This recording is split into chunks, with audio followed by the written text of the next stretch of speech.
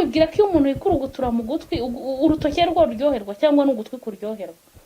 Ntimukazajye mwigira nkaho abagabo bo badushaka twe tutabashaka, natwe turabashaka kandi umugabo araryoha. Ibyo nta banga ririmo. Umugabo wakurongoye neza ukarangiza, sibyo? Ndakubwiye ngo ufite n'uburenganzira bwo kumuha kiriya kivu wakimuha. Nta buryo ngo ngushera inzaguye iki n'iki akirahira. Biriya ni ibintu biryoha biruhura mu mutwe.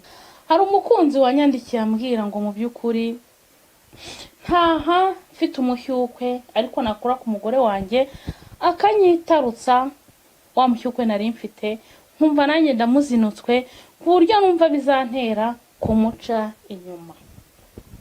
Nuvuga ngo ngiye kubabwira ngo kugabanya umushyukwe w'umugabo cyangwa w'umugore bijyana na karimi keza.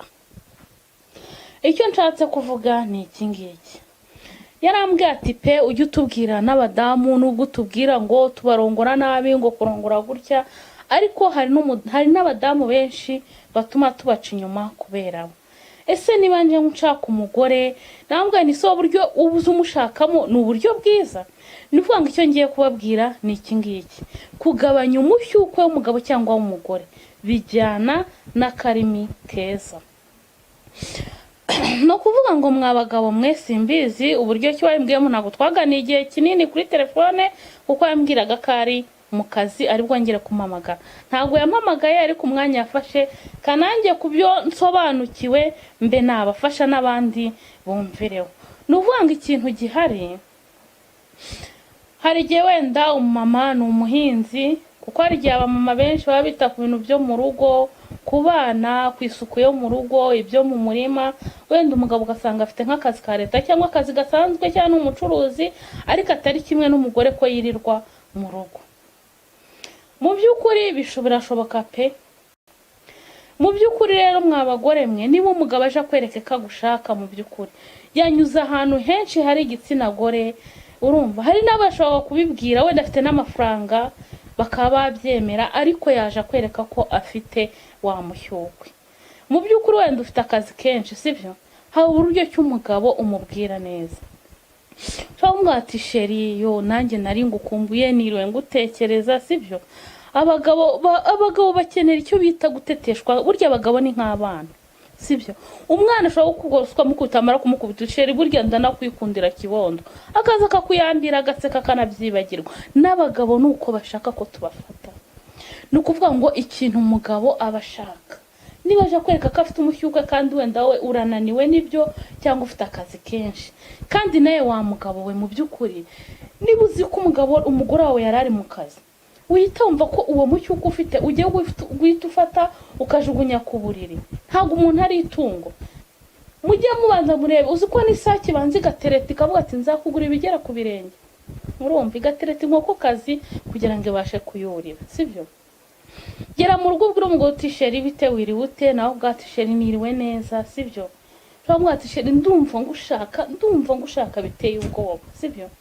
Umudamu muri kwa kundi ntabwo uretse ubwira umugabo he banina niriwe ubari we wicaye hara mu isoko n'urugero ngiye kubaha ubari we wicaye mu isoko niriwe mu bahinzi biki n'ibiki akazi ko mu rugo none ngo uranshaka ibyo ngibyo nta kindi gutekereza n'ibyo biba bikurimo.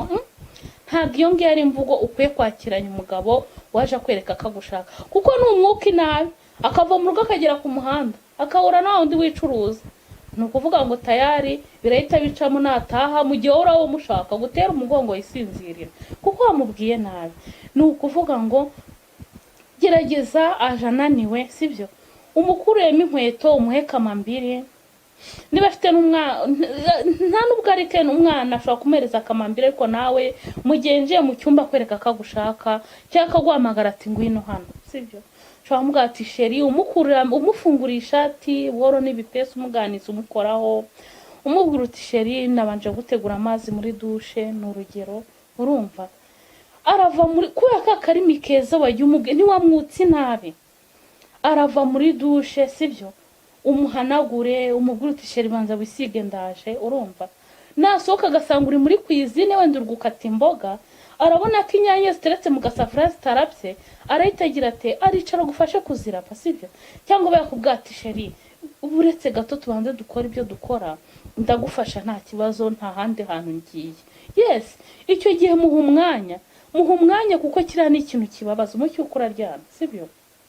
Kandi ujye uha agaciro umugabo wemeye kuza akakubwira ko agutekereza, mu by'ukuri agufitiye urukundo ruracyuzuye ni rwose, sibyo? Mu gihe rero bikubwiye ukamwuka inabi, ntabwo azongera kubona izindi mbaraga zo kukubwira ngo ndagushaka, kuko azavuga ati n'ubundi nimbimubwira arantura umujinya anyuka inabi, sibyo? Ni ukuvuga ngo kugabanya umushyukwe bijyana n'akarimi keza, urumva? Kandi koko sibyo? Ni ukuvuga ngo wa mugabo we nawe niba watashye kare ugasanga umugore wawe arananiwe, niba arimo atunganya imboga atunganya inyanya, sibyo? Niba atetse ashyuhije amazi yo koza umwana, ese wogeje umwana wawe uciye nk'amabere? Hari abantu benshi ntabwo ari uko bafite abakozi mu rugo, ariko abagore natwe dushimishwa n'akantu gato, sibyo? Ni ukuvuga ngo uzarebe nko mu rugo iyo papa adakunze kuba ahari agateka, umwana wese umuntu ugeze mu rugo ngo papa yadutekeye aba yumva ari nk'igitangaza papa yakoze, kandi akumva ko ibiryo byari biryoshye. Ese umugore wakoreye ako kantu wibwira ko nugera mu gitanda azakwiyima? Oya, umva, uba warangije kumutegura mu mutwe uko mutetse muri kumwe, urumva? Uko umufasha, niba ariyo firiti uri kuyarura ugakoramo ukamutamika nawe akagutamika, ni ukuvuga ngo mujye kuryama mwumva uko mwariye ku meza, mujya kuryama wese yumva kumbuye undi, kuko mwatangiye guhana keya kare, sibyo? Wa mugore wereka gushihura umugabo wawe niba akubwiye ko agukunda, kuko numushihura ndakuraye ntabwo utazabikubwira, kandi nakubwira ngo ndagushaka ku manywa ukavuga ngo reka ngo ku manywa ngo nijoro ngo tigiriza ngo bwire ngo nifite akazi kenshi, niko wibwira se? Niko wibwira? Ni ukuvuga ngo burya umugabo ku manywa aba akureba wese wiyambuye, abakora ibyo abona, ababona uko usa, ibyishimo byawe aho bigaragara niho abona. Na wa mugore utabasha kuvuga ngo nshimishwa naha, burya umugabo akurongora ku manywa ahagushimisha ahubwo arahivumburira.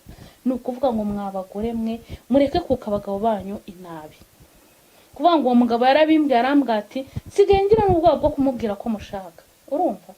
Kandi ntabwo guha umugabo ari ukumubwira ngo fatwa. Ese wibwira ko iyo umuntu yikurugutura mu gutwi urutoki rwo ruryoherwa cyangwa n'ugutwi kuryoherwa? Ntimukazajye mwigira nkaho abagabo bo badushaka twe tutabashaka, natwe turabashaka kandi umugabo araryoha. Ibyo nta banga ririmo. Umugabo wakurongoye neza ukarangiza, sibyo? Ndakubwiye ngo ufite n'uburenganzira bwo kumuha kiriya kivu wakimuha. Nta buryo ngo ngushera inzaguha iki n'iki akirahira. Biriya ni ibintu biryoha biruhura mu mutwe, urumva? Nimufashanye mu magambo meza, mu karimi keza, urumva? Muganira. Ni ukuvuga ngo rero mu by'ukuri nimukurikira ibyo mbabwira bizarushaho kubakira ingo, umunezero ugaruke mu rugo, ibintu birushaho kugenda neza pe, kandi mujye munkurikira, urumva? Nuvuga ngo abagore benshi azi ngo nibashwanye n'umugabo icyo mimisha umugabo ndaryama ndeba hirya, n'umugabo aryame areba hirya. Ese twese niturakaranya umwe naca bugufi tubane neza, twereke urukundo b'abana twabyaye, sibyo? Ejo utangira kumushihura niba ataga saa 2 akajya ataha saa 5 cyangwa saa 6 dore bakite kuri saa 6, uzatangira witonganya, kandi mu by'ukuri ubifitemo iki? Ubifitemo uruhare. Nawe wa mugabo nuza ushihura umugore umubwira nabi, ntacyo wakoze, wiriwe mu rugo reba nturahisha abana ntibaroga. Ese umugore ni igifaru cyangwa ni robo ngo barayikoresha ku buryo atari umuntu, ahubwo niba utashye kare cyangwa niba akazi wakoze karangiye. Ko ntabwo tuvuze ngo abagabo bareke gusangira n'abandi ngo bajye inama, oya, ariko mu gihe wabonetse mu rugo fasha umudamu wawe. Kandi mu by'ukuri burya ngo bavuga ibanga ryo kubaka urugo ribera hehe? Ku buriri. Ikintu mugomba gukora ni iki ngiki: madamu menya guca bugufi. Niba umugabo wamukoshereje ngo utishere imbabarira, niba yaryamye gutera n'umugongo umufumbate, nafata akawukaka kajugunya wongera ukagarure, umukoreho n'akarimi keza, umukore mu gituza, umanura ahantu hose, umusomagura ngo utishere ni ukuri ndakwinginze mbabara mugabo mwiza. Cyangwa nawe niba yagukoshereje ahubwo ati mugore mwiza Imana yampaye, ni ukuri pe, nibigera ku gitanda ibintu bikaba neza. nuvuga ngo uzamuryoreza avuga ati sheri urakoze nawe urakoze, urukundo rukomeze rwogere. Ehe.